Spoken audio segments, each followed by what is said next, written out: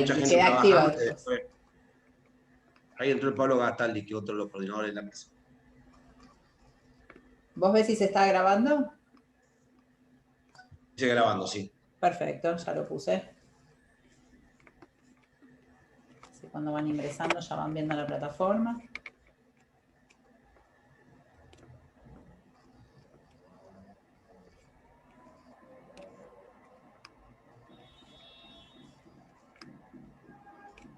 Me encantó ayer esa presentación que mostraba el corazón. Cuando tenían, muy buena tuvo. Sí. Pectus. La del Pectus Excavatum.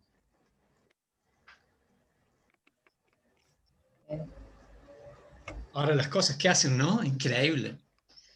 Sí, increíble, pero lo que yo nunca había notado, nunca había entendido bien cuáles eran las dos diferencias de Pectus Excavatum, y estuvo buenísimo ayer. Para uno es todo lo mismo, y no es lo mismo, ¿viste? En cada presentación o la pueden abrir o la pueden descargar y guardar, como dice acá. Así que están todas las presentaciones.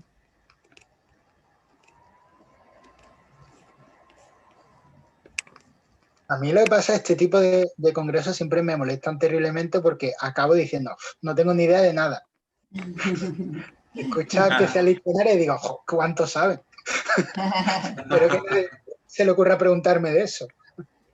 Porque yo creía que sabía de ese tema. Es que la idea es eso, de aprender un poco de cada cosa. Pablito, ¿cómo andás? Hola, buenas, ¿cómo andan? ¿Me escuchan? Bueno, presento al otro coordinador del día. ¿Qué tal? Un gusto, ¿cómo andan? Hola, Llegaste Pablo. a tiempo. Muy bien. Sí, tuve que volar a los pacientes, pero llegué. Está bien, está bien, está bien. Te cuento, Walter, que Walter y Herrera, que somos, te digo Herrera porque hay otro Juan ahí, que bueno, que el Congreso incluyó a todos los médicos del país, estamos de todas las provincias. Así que por eso dura mucho tiempo, porque la medicina del deporte es tan amplia que tenemos que abarcar desde la pediatría hasta el metabolismo, hasta la cardiología, hasta la traumatología y hasta el alto rendimiento. El sábado es el día del alto rendimiento. Y todo eso abarca la medicina del deporte. Toca un poco de cada cosa. Entonces, por eso decidimos hacer varios días diferentes. Y bueno, la gente se va conectando en base a cuál es su especialidad. Algunos hacen más cardio, otros hacen más traumato, otros hacemos más el tema metabolismo. Así que por eso el congreso es prolongado y queda grabado porque estamos en horario laboral. Sí, Sumado a... continúen muchos años más, que en esta época se le tiene que dar toda la importancia del mundo al ejercicio físico. Sí, Totalmente. sí. Acá además les mostraba que además del material obligatorio de lectura, las sugerencias que dan los disertantes también, subimos materiales alternativos, están todos en la plataforma. Hay un montón de información. ¿Te puedo hacer una preguntita? Sí. Yo tengo mi charla, que tuve un par de problemas porque tengo una compu de Apple y parece que en algunas cosas no es compatible.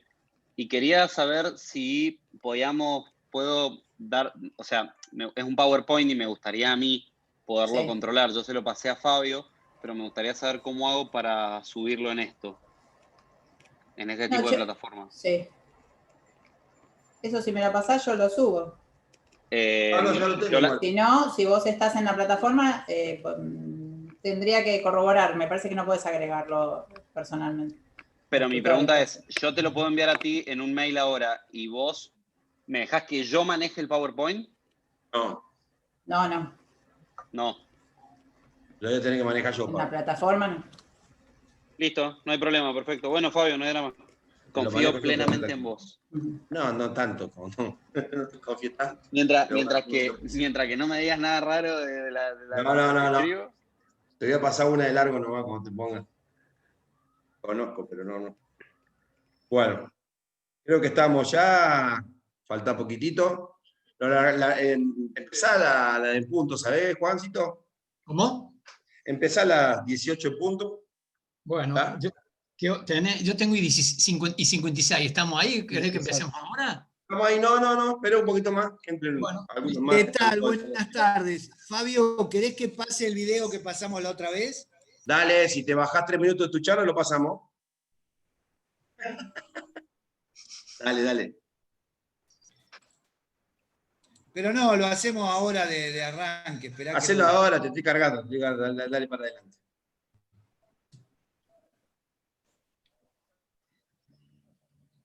Oye, qué genial el fondo. Ustedes me El avisan, espacio. Ah, ¿viste? Cuando quiera, pasalo. No se te escucha porque bajaste. Tengo que dar la charla ahí ahora. Pero que le venía a casa si te veo. Tenés el audio abierto, Fabio. Qué lindo saludar a todos los que están presentes. Un gran abrazo. Cuando el coordinador me dice, busco el video, la presentación y la pongo. Me avisan. Dale. Perfecto.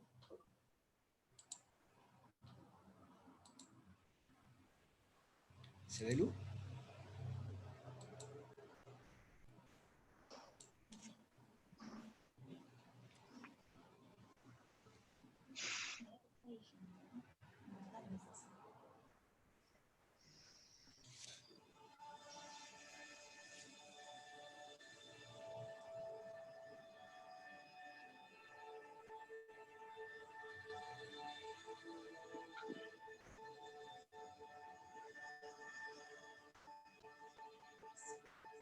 Siempre quise explorar cuáles son las cosas buenas que la naturaleza tiene para ofrecer.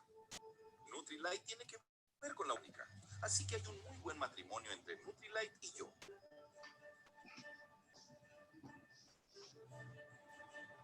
Mi nombre es Amit Chandra, soy fitoquímico en Nutrilite. En Nutrilite somos muy particulares en cuanto a la consistencia, cultivo, análisis y entrega de las materias primas en nuestros productos.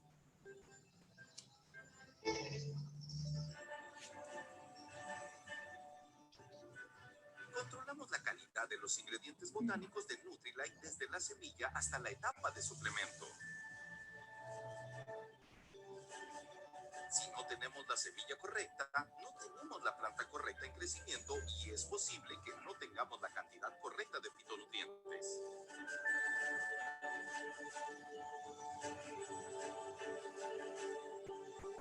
Cada ingrediente botánico tiene su propia huella fitoquímica. Si no prestamos atención a la huella digital, es posible que no logremos el botánico que necesitamos. Una vez que llegamos a la cima de estos fitonutrientes, tenemos que cosecharlos y luego los procesamos para hacer los extractos y las materias primas de nuestros productos.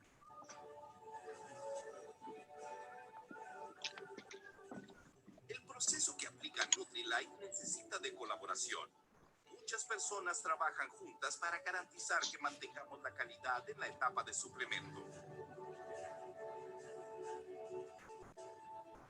Tenemos muchos científicos que entienden esos fitoquímicos y administran la calidad de los fitonutrientes. Controlamos todo el proceso, desde la semilla hasta el suplemento. Es una muy buena combinación de naturaleza y ciencia que se unen. Así podemos desarrollar el mejor suplemento desde la semilla.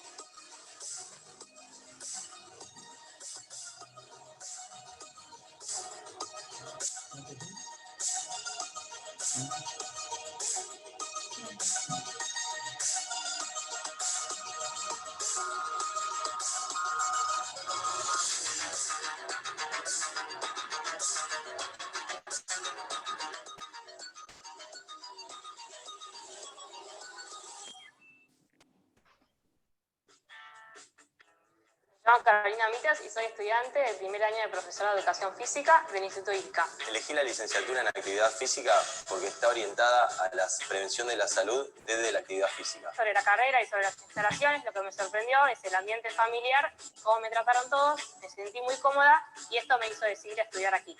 Otro punto que influyó en mi decisión de estudiar en el instituto fue el sentido de pertenencia que te brinda la institución. Además de esto, la institución está en continuo crecimiento. La ENCA está en más de 120 países y al estudiar en el instituto me abre las puertas en el mundo.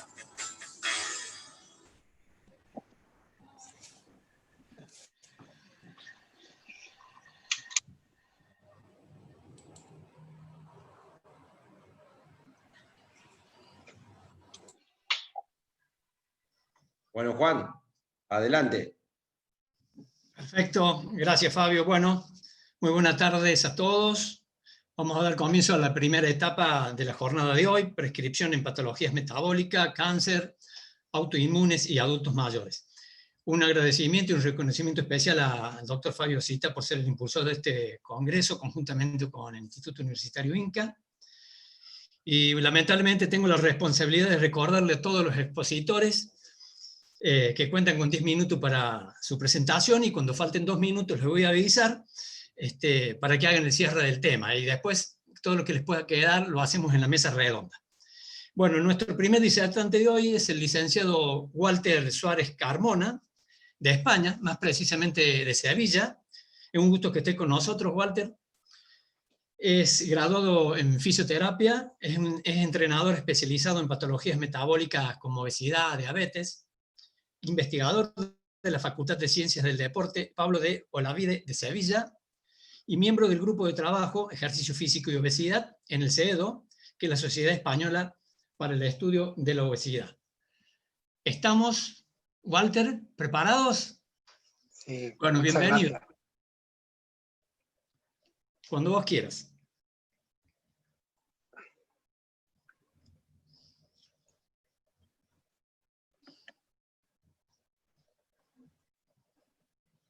Bueno, pues vamos a empezar con esta presentación, y la primera duda que nos surge es cómo el ejercicio puede ser inmunomodulador, ya que vamos a hablar de todas las enfermedades que tienen un perfil o un corte inflamatorio, en este caso crónico de bajo grado. Lo primero es que en la respuesta inflamatoria vemos dos aspectos, una primera parte y una segunda de resolución de esa respuesta inflamatoria. El ejercicio no es per se antiinflamatorio, ya que aludiría precisamente al control o la inhibición de una primera parte, sino que también modula la segunda parte de resolución y activa, digamos que guía todo el proceso inflamatorio. Modula una primera parte y una segunda interviene en los diferentes procesos, con lo cual no debemos verlo como antiinflamatorio, sino como inmunomodulador. Prueba clara de este aspecto la vemos en las vacunas. El ejercicio físico antes de una vacuna precisamente mejora la respuesta inmune y hace más efectiva la memoria inmunológica. Si fuera antiinflamatorio, causaría precisamente un efecto contrario a lo que buscamos y pretendemos. ¿Cómo lo hace? Pues precisamente lo hace por 3 mecanismos: directos, indirectos, doblemente indirectos. Los directos hablan propiamente de la función inmune y las células inmunes y órganos linfoides. Indirectos, a través de sus efectos sobre elementos de la composición corporal, como el tejido adiposo, el muscular, el óseo, o también incluso a nivel del control metabólico por la dislipidemia, la hiperglucemia, y doblemente indirecto, que ya hablaríamos de estado de ánimo, sueño, microbiota intestinal y otros elementos que vamos a mencionar brevemente. Sobre los directos, entender que el ejercicio genera una respuesta sistémica que debemos entender como muy particular y específica de este ámbito, en donde se darán una serie de eventos, entre ellos la emisión de ciertas hormonas como las catecolaminas o como el cortisol, que obviamente por sí mismo impactarán en la función inmune, independientemente de otros factores que veremos como son las mioquinas. Algo que sí diferencia el ejercicio físico, por ejemplo, de un contexto inflamatorio, es que el orden de emisión de estas mioquinas no tiene nada que ver con lo que sería un cuadro agudo por una infección, por un daño tisular, donde vemos que sí se aumentan ciertas mioquinas como la interleuquina 6, que también puede ser adipoquina, inmunoquina, y vemos que le emiten muchas células, pero no células clásicamente proinflamatorias como puede ser el factor de necrosis tumoral alfa o la interleuquina 1 beta. De hecho, cuando hacemos ejercicio, no solo cambian las células que principalmente emiten interleuquina 6, sino también los efectores que llevan a su emisión. Por ejemplo, en el ejercicio físico vemos que es la propia contracción muscular, mientras que cuando provienen del tejido adiposo son efectores proinflamatorios. De hecho, muchas veces confunde este hecho porque debemos distinguir de lo que pasa en el tejido muscular, que sí puede haber daño tisular y se empiece a engranar un contexto de inflamación para resolver ese daño tisular que se ha dado durante el ejercicio, y otra cosa es lo que vemos a nivel sistémico, que no se tiene que relacionar exactamente con lo que estamos viendo a nivel tisular, que sería, hablaremos de un microdaño y un daño absoluto. De hecho, incluso cuando hablamos de mioquina, tenemos que tener muy en cuenta todo lo que ahora conocemos como el inmunometabolismo. Cómo la respuesta inmune está influenciada por todos esos efectores metabólicos y los nutrientes que vemos en el plasma o que salen y cómo esta misma respuesta inmune también puede condicionar que lleguen o no lleguen a ciertos órganos o células. Y cómo el ejercicio físico supone una alteración completa de este inmunometabolismo, haciendo que el flujo de nutrientes vaya al tejido muscular y a todos los órganos encargados de mantener y sustentar la actividad física. En este caso, por ejemplo, la interleuquina 6 a nivel hepático aumenta la producción de proteína C reactiva. Pero una pregunta que nos deberíamos hacer, ¿es la proteína C reactiva, que conocemos como un reactante de fase aguda, igual cuando se produce por ejercicio físico en ausencia de inflamación que cuando se produce por una infección o un daño tisular, que sí hay un cuadro inflamatorio? No. De hecho, no es exactamente igual. Vemos que la proteína C reactiva se expresa en dos formas, como una estructura pentamérica que tiene un perfil antiinflamatorio, también activa el sistema de complemento, ayudando a la función inmune, es soluble y viaja por la sangre, o una forma disgregada en monómeros de proteína C reactiva que precisamente es proinflamatoria y también ayudaría a resolver la inflamación y ya normalmente se encuadra en los lugares donde hay un sitio de inflamación, es decir, viaja en una forma pentamérica y cuando llega a un sitio de inflamación se disgrega y potencia esa inflamación y ayuda a resolverla. Con lo cual, la misma proteína C reactiva, cuando hablamos de un reactante de fase aguda, no tiene nada que ver cuando se emite por el ejercicio que cuando se emite por una infección. O, por ejemplo, el ácido úrico. El ácido úrico muchas veces se relaciona con la gota, pero sin embargo hay mucha gente que tiene mucho ácido úrico y sin embargo no sufre este contexto perjudicial. Básicamente porque tendremos que distinguir entre el ácido úrico y el urato monosódico, lo que son los cristales. La forma cristalizada de ese ácido úrico. ¿Qué aumenta la forma cristalizada de ese ácido úrico? La inflamación, el contexto inflamatorio. Sin embargo, el ácido úrico es antioxidante y ayudaría también a la función inmune durante el ejercicio físico. De hecho, el ejercicio físico en conjunto, no solo la interleuquina 6, sino muchas mioquinas, lo que hacen es inhibir la función inmune en su papel proinflamatorio, inhibiendo también un papel muy exacerbado de reacción a diferentes patrones moleculares que activarían el sistema inmune, como vemos en la disminución de los receptores tipo TOL, y aumentando la producción de efectores antiinflamatorios. Pero también ayuda a redirigir el tráfico de leucocitos a zonas que hace falta, como puede ser un tumor o como puede ser la protección de determinados elementos que luego veremos. Entonces, muchas veces tenemos que entender que el ejercicio impacta no solo en la función inmune, sino en el metabolismo, que a su vez determina la acción del sistema inmune. Esto lo vemos, por ejemplo, con esta hipótesis del lactato, que los tumores son grandes productores de lactato, que utilizan como parte de las herramientas de inmunoevasión, mientras que el ejercicio también atrae el tejido muscular y hay una competencia de sustratos energéticos como la que se producirían entre células inmunes o virus, por ejemplo. Y el ejercicio ayuda a modular ese aspecto del inmunometabolismo. Incluso ya no hablamos de mioquinas, tenemos claves de serquinas, que son todos esos factores, microRNA, hepatoquinas, adipoquinas, que se pueden emitir no solo del tejido muscular, sino a través de la ejecución del ejercicio físico, como la astocalcina del hueso, que ayuda a un feedback también de regulación metabólica e inmunológica, a través del lactato emitir ciertas adipoquinas o incluso lipoquinas por el tejido adiposo, hepatoquinas durante el ejercicio,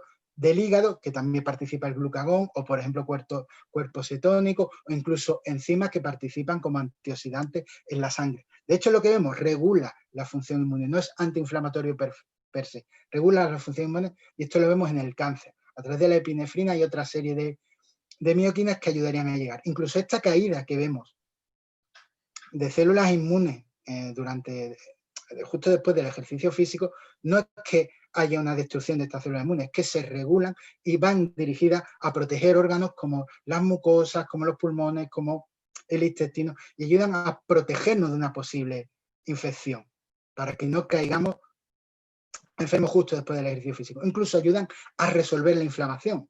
Y es que esto lo podemos ver porque aumenta la producción de especies que resuelven la inflamación como protectinas, maresinas, resolvinas o lipoxinas. Incluso mejora la función química, evita deterioro o quita las células que son inmunosenescentes dentro del del sistema inmune.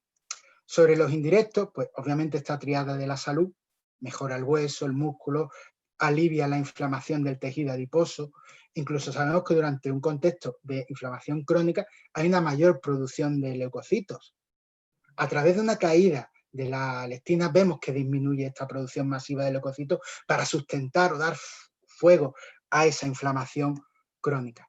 Y con respecto a los elementos doblemente indirectos, obviamente el sueño, el estado de ánimo, la microbiota intestinal. Aquí hay un estudio muy interesante que ya abordó entre personas delgadas y con obesidad que mejoraba la microbiota intestinal, dentro de lo poco que sabemos, aunque se hable mucho, lo poco que sabemos todavía en humanos de lo que sucede, o incluso aspectos como la tensión mecánica. Por ejemplo, las células inmunes también responden a factores mecánicos. Imaginaos un monocito que va a atravesar un endotelio vascular. Esa diapédesis, esa compresión va a hacer que ya empiece a adquirir un perfil más apto para lo que va a desarrollarse en el momento. Entonces, el ejercicio físico, al ser antiinflamatorio y al regular aspectos como la tensión arterial, también regula la función inmune indirectamente. Al quitar elementos del sistema RAF que están exacerbados, regina angiotensina aldosterona, como también por regular esa tensión mecánica, ese shear stress que reciben las células que viajan por la sangre y que está aumentado por la tensión arterial. De hecho, imaginaos un edema que se produce durante por ejemplo, un esguince. Pues ese aumento de la tensión es positiva, pero después el movimiento, la compresión, el ayudar va a hacer que las células inmunes reciban menos tensión mecánica y se empiecen a adaptar al contexto tensional de ese tejido. Entonces, en una época en que tenemos esta epidemia, esta pandemia que es el COVID, el no darle importancia al ejercicio físico como el mayor preventor que tenemos, la mejor píldora que tenemos para mejorar de base la función inmune, es desgraciadamente perder muchos recursos que nos ahorrarían bastantes hospitalizaciones y sobre todo enfermedades crónicas que realmente son las grandes asesinas de nuestro siglo XXI. Esas enfermedades que muchas veces son silentes, como la hipertensión, que no se notan y están ahí, o la diabetes en un primer momento que parece que no está y está. Pues nada, espero que esta breve visión haya ayudado a ver cómo el ejercicio es inmunomodulador y es una herramienta terapéutica vital en el proceder de nuestras funciones. Muy bien, Walter, muchísimas gracias. Muy buena exposición. Es un tema realmente fascinante. Bueno, y quedará supuestamente que hagan muchas preguntas sobre el tema.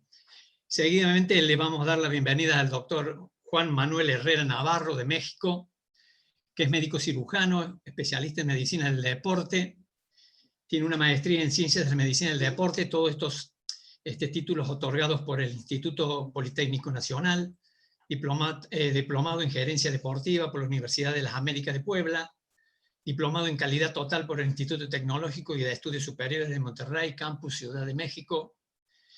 Ha sido médico de la Selección Nacional de Marcha, ha sido director de Medicina y Ciencias Aplicadas de la Comisión Nacional de Cultura Física y Deporte, actualmente es gerente principal del Comité Nacional Antidopaje y profesor de la especialidad en Medicina del Deporte del Instituto Politécnico Nacional. Ha sido presidente del Consejo Nacional de Medicina del Deporte y actualmente es vocal académico de la Federación Mexicana de Medicina del Deporte. El doctor nos va a desarrollar el tema de prescripción de la actividad física en adolescentes obesos. Doctor, un gusto.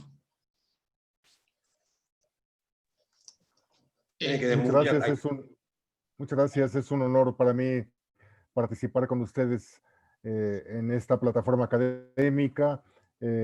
Considero que es la única manera de que el gremio médico avance en su misión para atender a nuestra población objetivo. Muchas gracias. Sin más por el momento, voy a compartir la pantalla para presentar rápidamente una presentación en PowerPoint.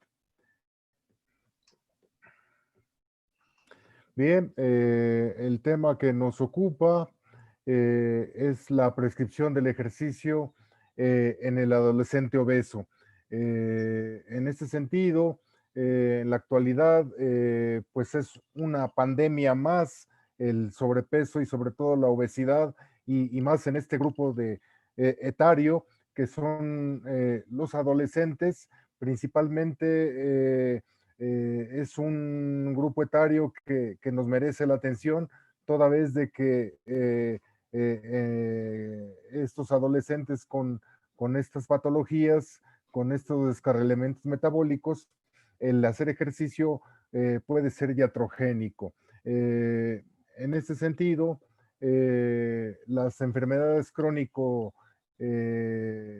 degenerativas no transmisibles abarcan una gran población. La mayoría no se beneficia de un programa científico de ejercicio. Esto es una responsabilidad de nosotros, los médicos del deporte. El paciente con estas patologías cruza con otras enfermedades concomitantes que van a provocar descarrilamientos metabólicos.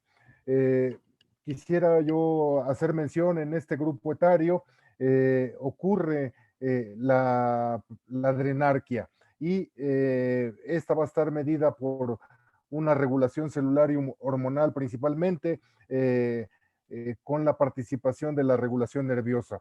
Hay un aumento de las hormonas secretadas en la capa reticular de la corteza suprarrenal, entre ellas concursa la testosterona y todos sus derivados, la hormona de crecimiento, la tirosina, la insulina, corticoides, paratormonas, el calciferol, la calcitonina y las catecolaminas. Este es muy importante. Aquí hay que recordar que estas descarga, esta cascada hormonal provocada por la adrenergia va a hacer que el adolescente obeso tenga otra actitud ante la vida. Y principalmente, pues estas hormonas van a aumentar la capacidad física, sobre todo los derivados de toda la testosterona y sus derivados, el crecimiento y la mineralización ósea, la estimulación aquí esos últimos tres, la estimulación de los receptores beta por la cascada de catecolaminas, la activación de proteínas y la estimulación de factores de crecimiento. Estas tres últimas resultan importantes en el paciente adolescente obeso. El paciente adolescente obeso va a vivir con un estrés continuo por ese sobrepeso, lo que le va a provocar una cascada de catecolaminas constante que van a estimular sobre todo los receptores beta de crecimiento por concurso de las proteínquinasas, y estas a su vez van a estimular muchos factores de crecimiento. Entre ellos va a aumentar, va a ser una hipertrofia muscular cardíaca a expensas de tejido conectivo. Entonces, el corazón va a empezar a trabajar con un estrés sistólico continuo que nos va a orientar a que la carga de trabajo que hagamos nosotros o que prescribamos nosotros esté totalmente regulada y controlada. ¿Qué es lo que debemos hacer? Bueno, como en cualquier accidente, en estos pacientes hipermetabólicos, hipercatabólicos que ya han sufrido un accidente, ¿sí? Tenemos que ir a buscar la caja negra. ¿Qué es la caja negra? Es la carga interna que ha provocado los ejercicios de entrenamiento y precisamente esa carga externa que está provocando todo ese sobrepeso y toda esa obesidad, toda esa cascada hormonal, toda esa regulación celular y hormonal y nerviosa, pues va a impactar en los sistemas orgánicos y funcionales. En el deportista, obviamente tenemos que ir a la evaluación y el seguimiento para mejorar las capacidades, para mejorar las habilidades y mejorar la capacidad funcional. En el paciente obeso tenemos que calcular perfectamente la carga de trabajo que va a realizar para que sea precisamente el ejercicio una medida de tratamiento para atacar ese sobrepeso y esa obesidad. ¿Cuál es el propósito inmediato de la ciencia del entrenamiento? Entonces, en este sentido, retrotrayendo el comentario anterior y buscando la caja negra, la caracterización del ejercicio es buscar las relaciones que prevalecen entre la estructura de la carga externa y el carácter de la carga interna, así como la dirección y el ritmo de la adaptación. Esto es muy importante, el ritmo de la adaptación. En este sentido, si no existe adaptación, las siguientes cargas van a ser iatrogénicas. ¿Qué debemos hacer? Bueno, medir y evaluar. Decía un científico, filósofo de la ciencia, positivista, que lo que no se mide no existe. Entonces, tenemos que medir para evaluar. Entonces, ¿a qué vamos a medir? La fuerza máxima aeróbica. En este sentido, vamos a buscar el consumo máximo de oxígeno mediante protocolos directos o indirectos, ¿sí? En este sentido, la cantidad, el consumo de oxígeno definido como la cantidad de oxígeno que se capta, se transporta y se utiliza para este fin. A mí me parece que científicamente las ecuaciones que están basadas en el modelo de la recta, en el ajuste de la recta, representan el modelo biológico perfectamente al consumo de oxígeno. Aquí tenemos la ecuación del Colegio Americano de Medicina del Deporte y la ecuación de Puig, que son ecuaciones de rectas validadas y que tienen un alto nivel de correlación. Ese consumo de oxígeno va a estar influenciada obviamente por el entrenamiento, la genética, la edad y la influencia de la economía. ¿Qué vamos a hacer? Buscar la velocidad máxima aeróbica. Aquí voy a poner el caso clínico de un masculino de 15 años de edad, con peso de 80 kilogramos, talla 1,77 metros y 33% de grasa corporal. Su consumo de oxígeno mediante el protocolo puede ser un protocolo estandarizado ajustado, se obtuvo 30 mililitros por kilogramo por minuto. Si aplicamos la ecuación de Puig, ¿por qué decimos que tiene que buscar la ecuación de la recta?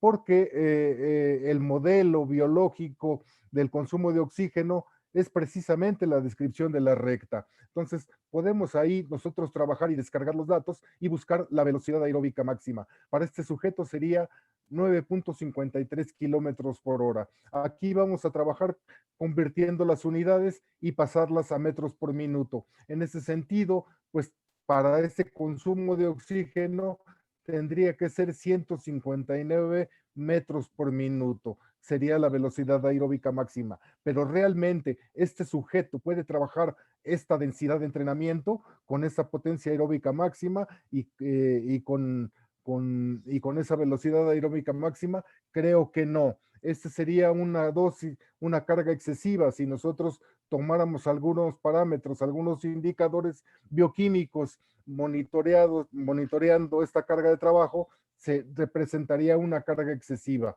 Entonces, el paciente, nuestro paciente adolescente obeso, abandonaría.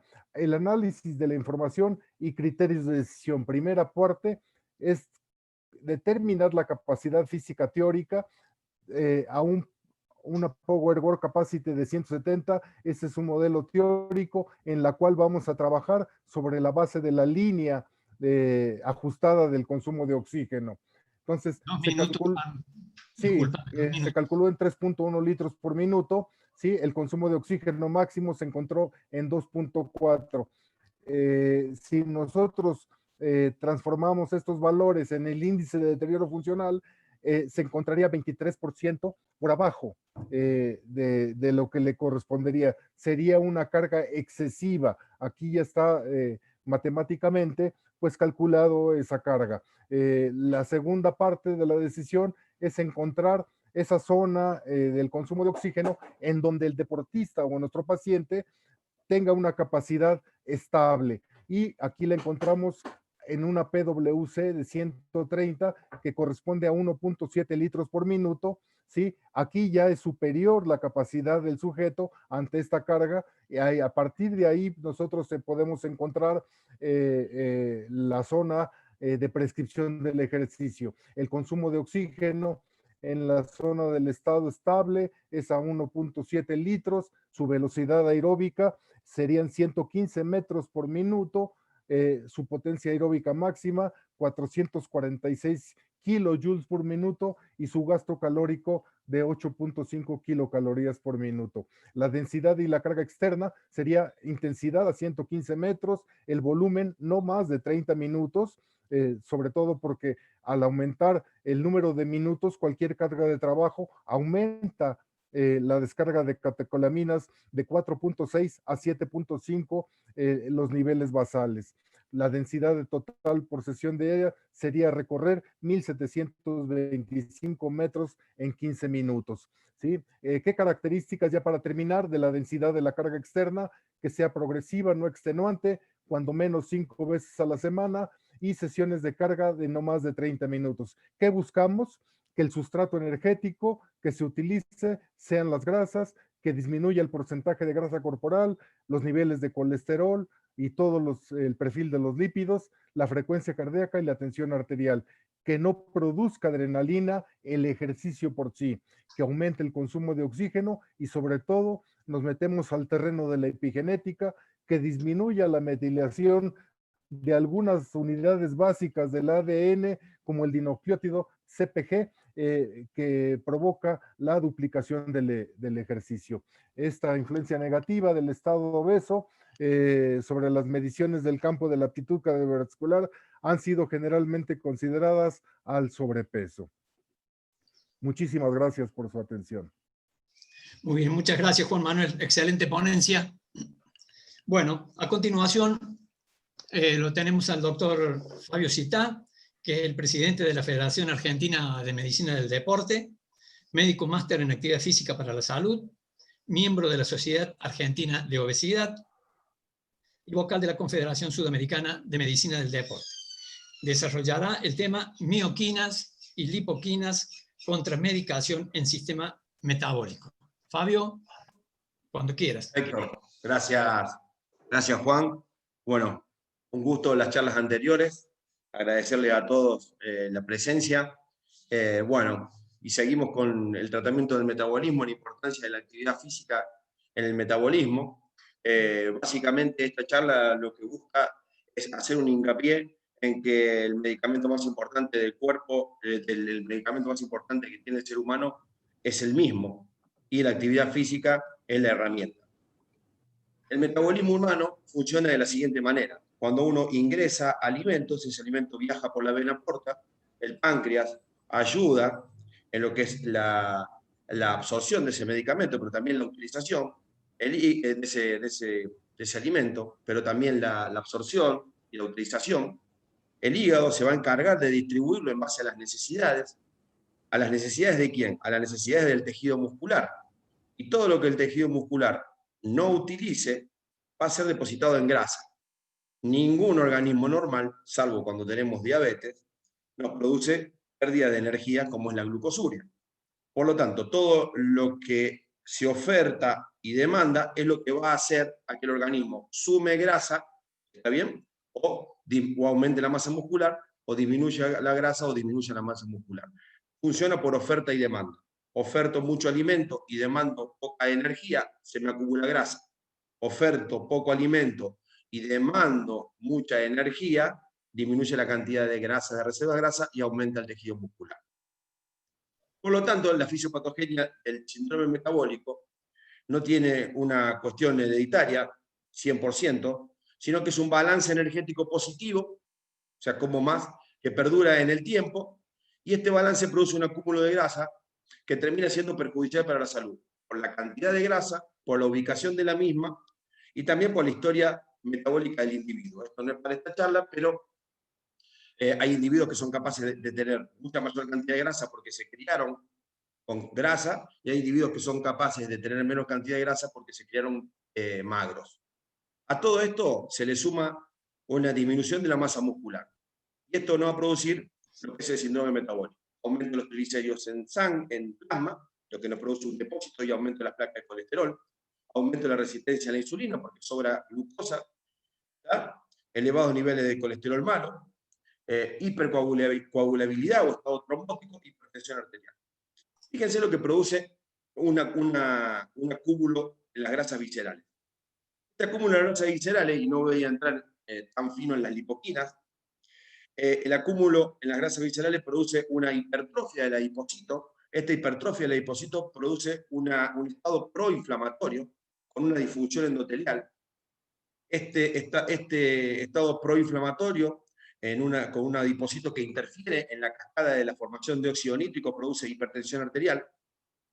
Y la disminución en la adiponectina produce hiperinsulinemia también. Y es todo teniendo en cuenta que estamos en un balance energético positivo. Si estamos en un balance energético positivo, la glucosa va a estar dando vuelta, la vamos a transformar en grasa, la grasa va a entrar al adipocito, y aquí es donde vamos a tener serios problemas. Vamos a tener un estado proinflamatorio y se van a producir placas de aterosclerosis o placas de ateroma. ¿Qué ocurre cuando el músculo se utiliza como órgano endocrino? Bueno, ocurre todo lo contrario, ¿no? Aumenta la sensibilidad a la insulina, aumenta su propia hipertrofia muscular, regula el metabolismo de hidrato de carbono, produce gluconeogénesis, disminuye la lipogénesis, aumenta la sensibilidad a la insulina. Y cuando uno entrena, los efectos positivos para el síndrome metabólico serían, ¿no?, el aumento de la lipólisis de los adipocitos, por lo tanto disminuiríamos la carga grasa, mejora la actividad de la lipoproteidipasa en el endotelio, limpia el endotelio. La actividad física es la única que aumenta el HDL.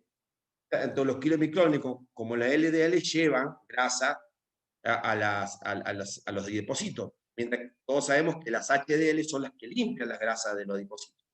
¿Cuándo secretamos HDL nosotros? Cuando estamos en demanda energética, cuando nuestro organismo necesita más energía que la que come, y de esa manera aumentan las HDL. ¿Y qué produce un aumento del HDL? El músculo. También en el páncreas aumenta la sensibilidad a la insulina, y también ayuda, como dijo recién Walter, a la microbiota. Esta microbiota va a actuar sobre lo que absorbemos o no absorbemos. Y también, no solamente que aumenta la demanda, sino que disminuye la oferta. Por supuesto que el hígado, al requerir energía del músculo, el hígado va a producir todos procesos metabólicos favoreciendo la gluconeogénesis para que esa glucosa vaya al músculo, y esa glucosa va a venir de los depósitos grasos. Estos efectos son proporcionales a la cantidad de células musculares reclutadas. Cuanto más células musculares recluto, más mioquinas se producen.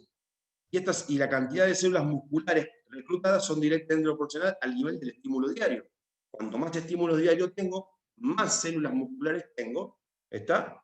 Y cuanto más células musculares tengo, más mioquinas secreto cuando contraigo. Por tal motivo son la solución al problema del síndrome metabólico, son la solución real al problema del síndrome metabólico, es aumentar la demanda a través del aumento de la actividad física. ¿Pero por qué los medicamentos no nos ayudan a curar el síndrome metabólico? Y vamos a una pequeña explicación. Para pacientes le podemos dar hipoglucemiantes o antilipídicos para bajar la glucosa en sangre o bajar los lípidos en sangre, para controlar sus niveles de presión arterial, los niveles de lípidos y los niveles de glucosa. Fíjense lo que hace la metformina, por ejemplo. Aumenta la sensibilidad a la insulina y actúa predominantemente en el hígado, donde suprime la liberación de glucosa. Si yo suprimo la liberación de glucosa, ¿está bien? Nuestro organismo no tiene glucosa dando vueltas, pero esa glucosa que no es utilizada, ¿a dónde va?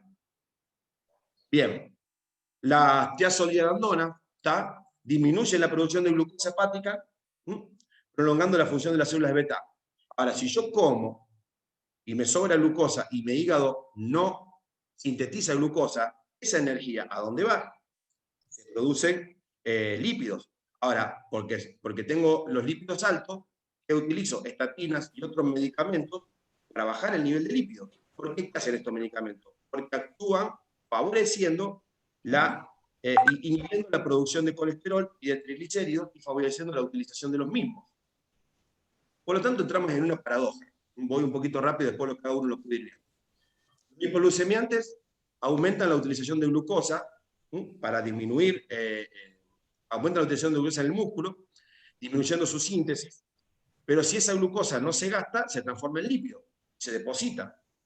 Los antilipídicos aumentan la utilización de triglicéridos, además disminuyen su síntesis. ¿Cómo lo hacen? Transformándolo en glucosa o en cuerpos cetónicos y luego produciendo aumento de los depósitos principalmente de forma libre en el endotelio. Pregunta, si el paciente sigue comiendo más de lo que gasta, ¿a dónde va esa energía? Si el paciente no tiene masa muscular, ¿de qué forma incentivo el ingreso de glucosa o triglicérido al músculo? Es ahí donde a uno no le cierran los mecanismos de acción.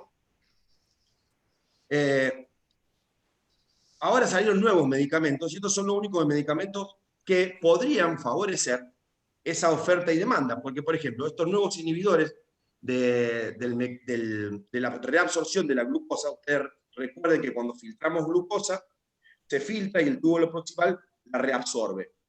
Si tenemos diabetes, esto no se reabsorbe y se elimina porque pasamos los 200 miligramos, ¿verdad? ¿Qué ocurre con estos medicamentos?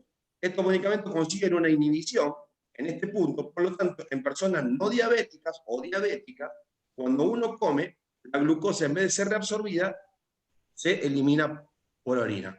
Este sería un medicamento que favorecería el gasto energético, pero a través de la excreción energética. ¿Se entiende? Otro medicamento también utilizado en estos casos para producir una demanda energética es la esepitiva, que es un potente específico para inhibir la absorción del colesterol.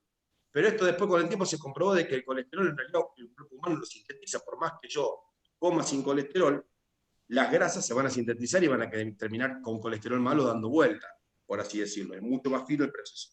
Igual que el orlistal o el cenital, que disminuía la absorción de las grasas, produciendo diarrea cuando uno producía grasa, ¿verdad? Pero todos estos medicamentos tienen sus reacciones adversas. Los medicamentos que actúan en el metabolismo no logran una acción directa sobre la fisiopatogenia del síndrome metabólico. ¿Qué significa esto? Que forman placas de ateroma. Si esta energía no es gastada por el cuerpo, estos medicamentos te la sacan. Entonces vos te haces un análisis de sangre y en los primeros 5 años te disminuye el riesgo de padecer enfermedades cardiovasculares, pero luego aumentan, porque esta energía no se elimina, sino se deposita. ¿Y dónde se deposita si el adipocito está lleno? ¿Dónde se deposita si el músculo no necesita energía? Se deposita en los vasos sanguíneos. Pero estos medicamentos, cuando uno lee la investigación, bajan el nivel de infarto en los primeros 5 años, pero lo duplican en los 5 años posteriores. Estos medicamentos que actuaban en la excreción, en la absorción de energía, tienen efectos adversos. Por ejemplo, eliminar mucho tiempo, producir mucho tiempo glucosuria, también produce hiponatremia. ¿Está bien? Y también produce deshidratación y produce muchísimas enfermedades a nivel vesicular, como infecciones urinarias. ¿Por qué? Porque la glucosa favorece el crecimiento de bacterias. ¿Está bien? Y por otro lado, como dijimos, el orlistal o el cenital, esos medicamentos que favorecían, disminuían la absorción de lípidos, producían diarrea. Por tal motivo los dejo con una pequeña reflexión, ¿no? A los que somos médicos, sabemos que hay un medicamento, la señora le dice al médico, necesito algo para la tos, ya no puedo más. Entonces dice, ¿desde cuándo toma medicación para la tensión? Y la señora dice, ¿para qué me pregunta? ¿Qué tendrá que ver el tocino con la velocidad? Los medicamentos para la tensión producen tos. En cierta forma, la señora quería tomar un medicamento para bajar la tensión arterial, pero le producía tos. Cuando en realidad la tensión arterial se baja aumentando la masa muscular. Bueno, estimados, esto lo hice medio rápido para terminar con los tiempos, pero la idea es trabajar la masa muscular, que es realmente la única fuente de medicamento que tenemos en nuestro organismo. Muchas gracias. Gracias, Fabio. Perfecto. Se va ampliando el debate con el temario.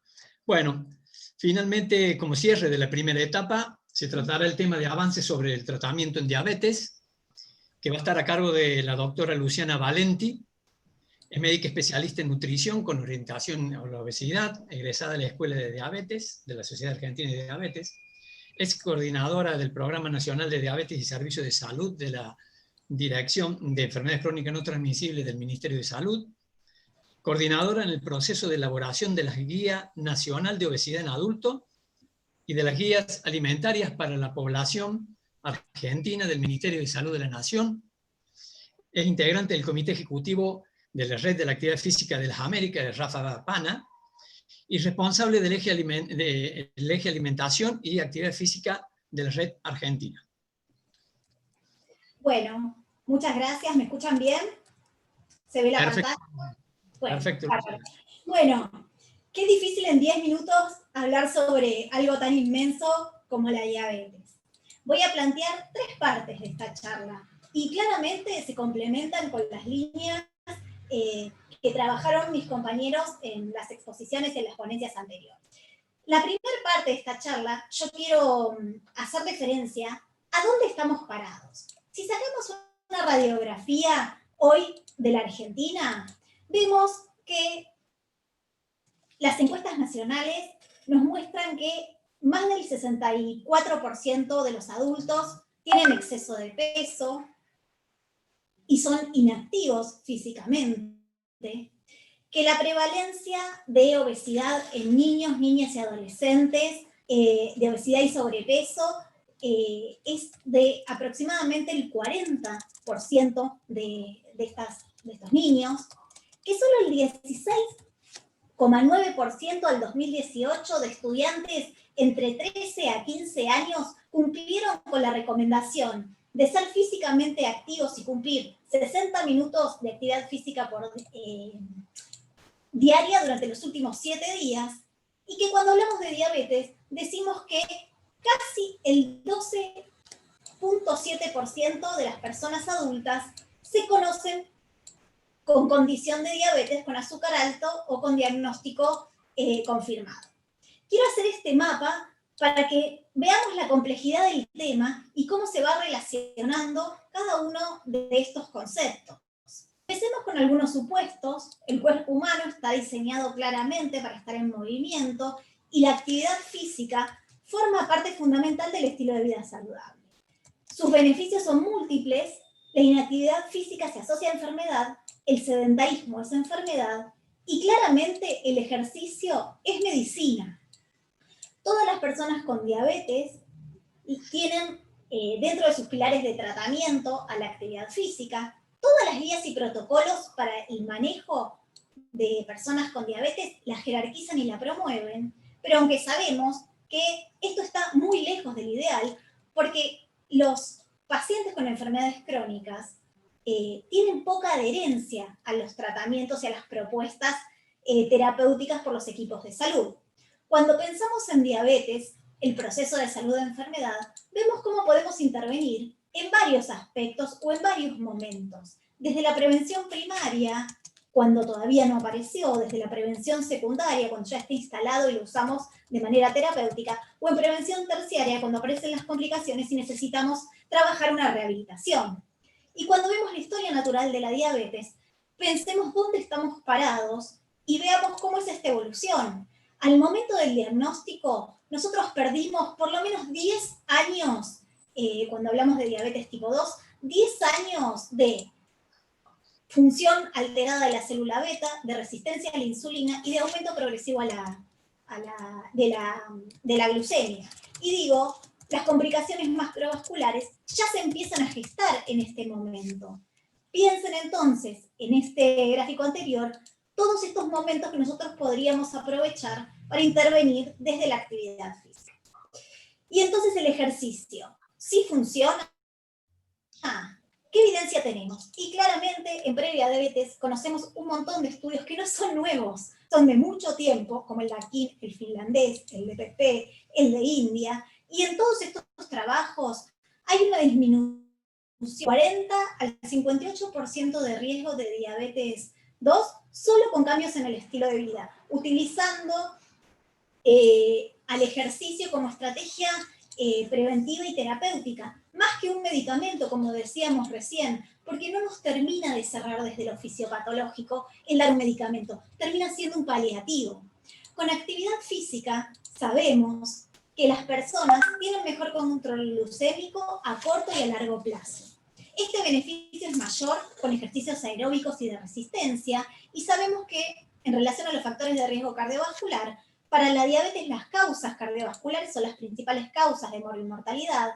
A su vez la diabetes es un factor de riesgo cardiovascular y que con actividad física mejora el perfil de riesgo cardiovascular, presión sistólica, presión diastólica, el perfil lipídico, el efecto que tiene sobre el peso y la masa muscular. Claramente mejoramos sustancialmente la pérdida de peso, la mantenemos en el tiempo y mejoramos la fuerza y la masa muscular, y entonces el entrenamiento de fuerza mejora significativamente este punto.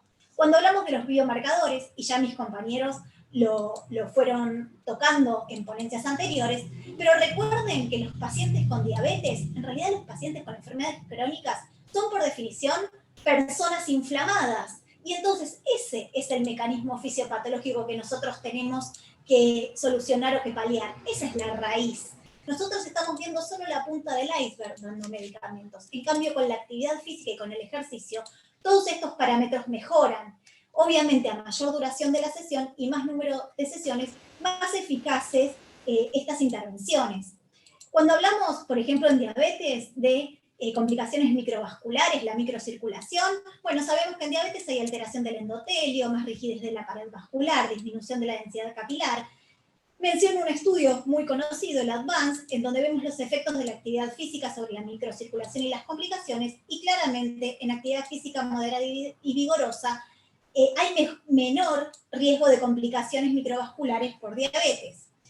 Salud sexual y ejercicio. Y bueno, miren en el Look Ahead, este estudio en donde muestra que mayores niveles de actividad física y fitness son protectores contra la disfunción sexual, tanto en mujeres como en hombres. Y un capítulo aparte es todo lo que representa salud mental en personas con diabetes.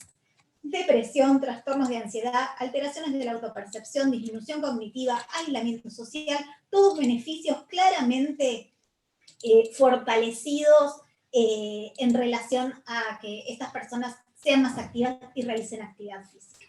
¿Y qué nos dice la evidencia con diabetes?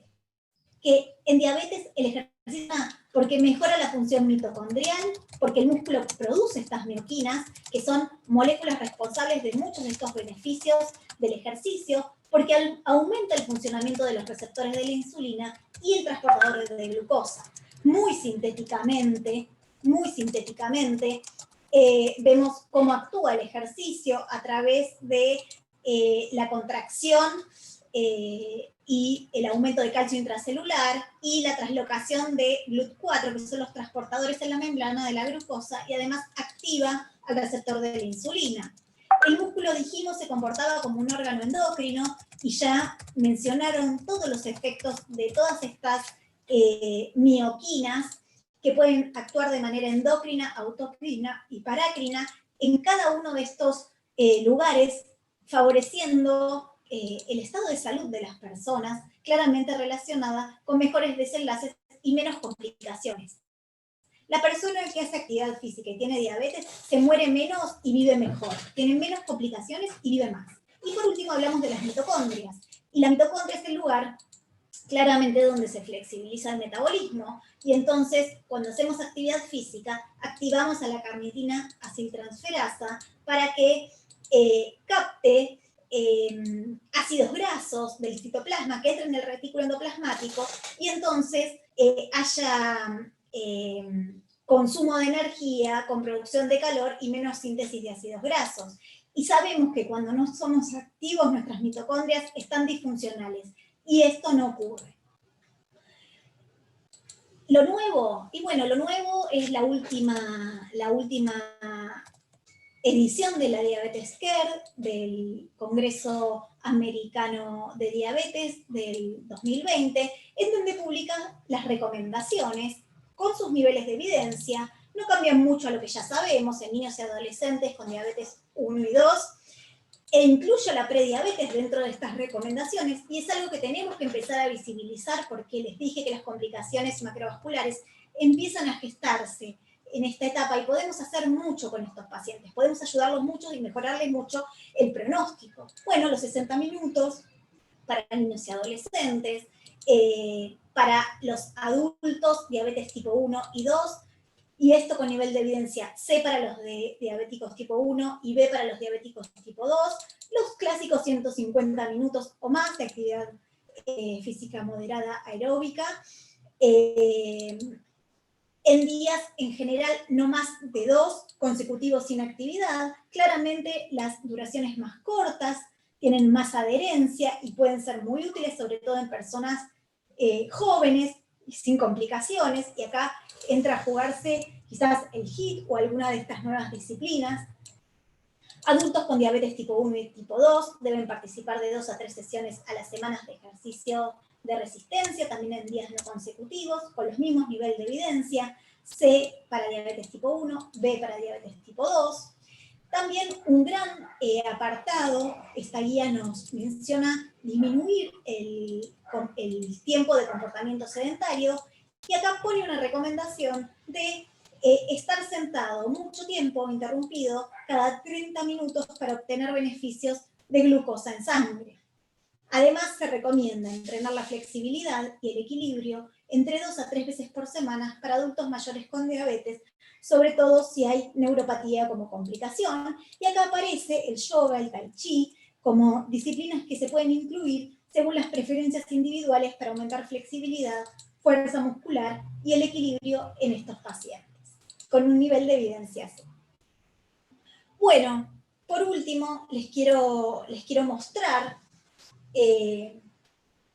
no sé si conocen, la nueva Guía Nacional de Práctica Clínica sobre Prevención, Diagnóstico y Tratamiento de la Diabetes en el Adulto, y yo realmente estaba muy contenta porque era una guía de prevención, diagnóstico y tratamiento, lugares de intervención de la actividad física en personas con diabetes, y cuando voy a buscar las preguntas y las recomendaciones, encuentro que no hay ninguna pregunta que conteste o que busque vincular ejercicio y diabetes en esta guía.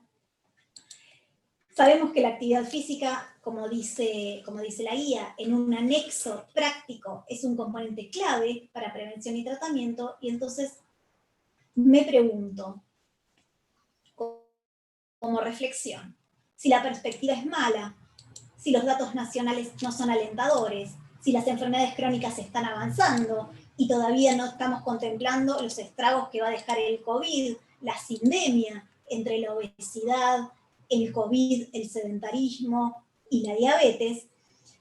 Si conocemos a la herramienta que es segura, es efectiva y es eficaz, y que no cabe duda que es mejor que tomar remedios y medicamentos, pero además por una cuestión de costo, porque sabemos que es más costo efectiva, es correcto tener solo un anexo práctico. Entonces, me gustaría, como desafío, poder decir o poder incluirnos dentro de estas discusiones en marcos quizás de transmitir estos conocimientos en niveles de atención, quizás en donde este volumen y esta masa de pacientes está deambulando como ser primer nivel de atención y centros de salud de todo el territorio argentino.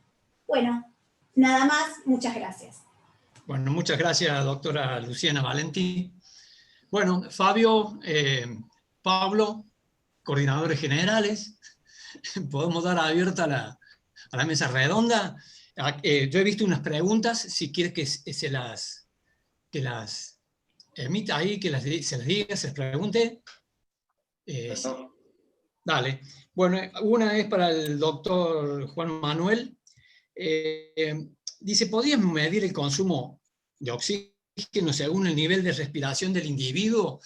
Es decir, y da un ejemplo, dice, si se le hace una pregunta y responde muy agitado, ¿significa que la carga está siendo el límite de ese paciente?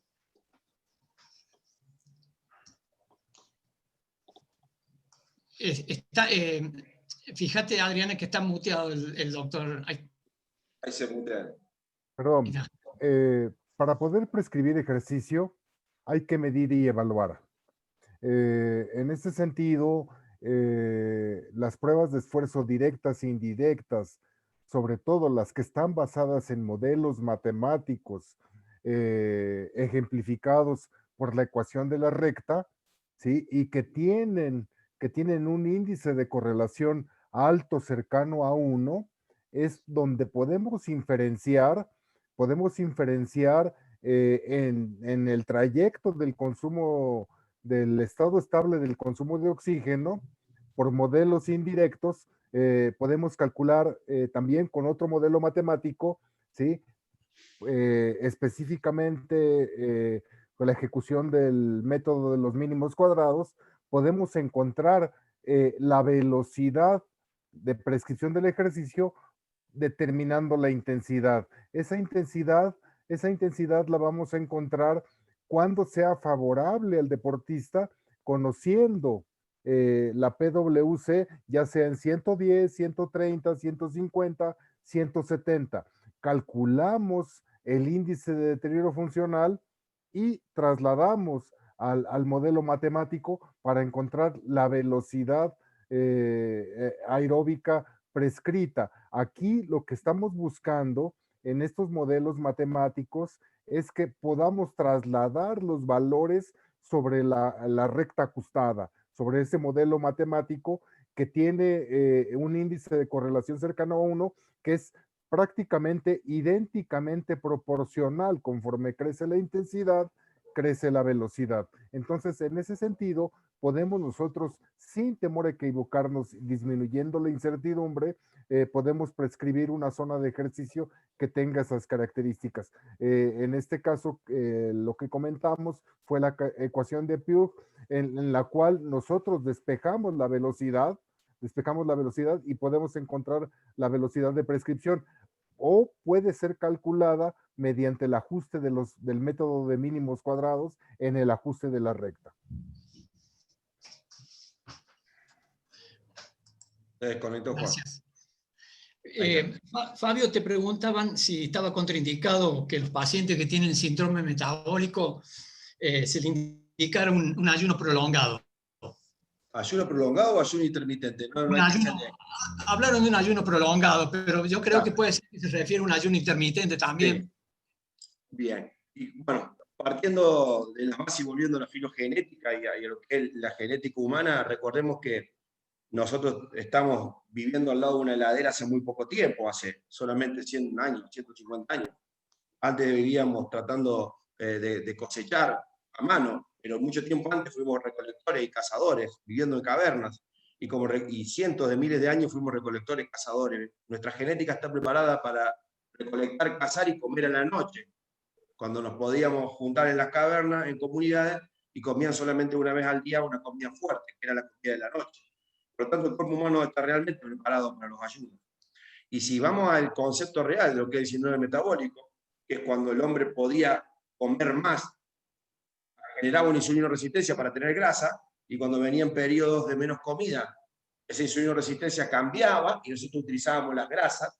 Quiere decir que también podemos tener ayunos prolongados, y en nuestro organismo podemos tener ayunos prolongados y consumir todas las grasas que tenemos, incluidas las que tenemos pegadas en las arterias, ¿está bien? Y también podemos tener un periodo de mucho comer. ¿Cuál es el problema que tenemos ahora? Estamos siempre comiendo mucho. Entonces, ¿yo puedo comer una semana y una semana hacer ayuno? Sí. ¿Puedo comer 24 horas y 24 horas hacer ayuno? Sí. Porque el ser humano comía 6 meses y 6 meses hacía pseudo-ayuno, ¿o no? Cuando eran nómades. Ocurría eso. Así que sí, el metabolismo está preparado por oferta y demanda y tiene un periodo, ya sabemos cuánto dura la glucosa en sangre, cuánto nos dura, a 40 días podemos consumir nuestra propia proteína, ¿o no? Así que yo creo que sí. Sí, controlado, por supuesto. Algunas palabras que fueron apareciendo: adiposidad, me dio la impresión, ¿no? Esos dos órganos que se pelean para mantener un estado normal, digamos, homeostático, en donde también aparece otra palabra que lo han hablado todos los participantes, de la inflamación y de la gran importancia que está teniendo el músculo actualmente, y hemos sentido hablar de entrenamiento de la fuerza, cosa que hace años atrás prácticamente no se le daba la importancia, no se le creía necesario, en donde, como se habló, la inflamación va produciendo un desgaste, una sarcopenia, digamos, por así decirlo, un desgaste muscular en todos los tipos de inflamaciones. Entonces digo, ¿cómo va cerrando el contexto en el individuo, en el tener hábitos saludables, estilo de vida activo, trabajar el músculo, los distintos tipos de entrenamiento? No sé qué opinas vos, Walter, de estos procesos inflamatorios en los cuales son aliviados por el aparato muscular. Sí, bueno, es que también muchas veces un pequeño error reduccionista que cometemos nosotros es que siempre hablamos de masa muscular, tejido adiposo, pero nos olvidamos del hueso. De hecho, el hueso también sufre mucho con la inflamación. De hecho, casi todos los iones que van a necesitar las células inmunes para sustentar su función provienen del hueso. Con lo cual, la inflamación crónica lleva a la sarcopenia, pero también a la osteopenia. Y así un contexto inflamatorio también puede alterar la homeostasis del hueso y llevar a la osteoporosis. Entonces, cuando mejoramos el músculo o hablamos de fuerza, tenemos que ver también que, a diferencia de ciertos elementos aeróbicos, el entrenamiento de fuerza, por ejemplo, de cuerpo completo, consigue una estimulación también osteogénica completa. Correr no es osteogénico para las muñecas. Sin embargo, hacer un entrenamiento de cuerpo, golpear un saco, si me pones otro ejemplo, sí lo sería. Con lo cual vemos que el entrenamiento de fuerza, algo que sí está ganando la atención con respecto al aeróbico, es que permite muy bien modular toda la cuestión de la carga mecánica, haciéndola mucho más global. Mientras que si lo hiciéramos solo por ejercicio aeróbico, carrera, bicicleta, natación, pues no tendríamos esa ventaja, por ejemplo, sobre el sistema óseo. Con lo cual ya el entrenamiento de fuerza en ese sentido es bastante interesante. Aparte que permite mucha mejor función muscular, esa capacidad de evocar fuerza que se pierde mucho antes que la propia masa muscular. De hecho, ya vemos que en el último consenso europeo de sarcopenia, las primeras pruebas de diagnóstico son funcionales. Son test de movimiento, de presión de mano, un SARC-F, y luego ya para el diagnóstico completo sí miramos la masa muscular. Pero antes le damos cada vez más importancia a lo funcional, con lo cual tanto el fitness cardiorrespiratorio como la masa muscular van intrínsecamente relacionados a esa capacidad o estatus de salud metabólica. Y es que la salud metabólica incide directamente en la función inmune. De hecho, el sedentarismo es proinflamatorio. Y eso nos debe quedar claro, es que en sí mismo el sedentarismo es proinflamatorio. Hablamos de mala alimentación, hablamos de otros efectores, falta de sueño, todo lo que rodea a nuestra sociedad, pero es que el sedentarismo es proinflamatorio. Si partimos de esa base, ya entendemos que el movimiento per se es una actividad que nos ayuda a romper ese límite.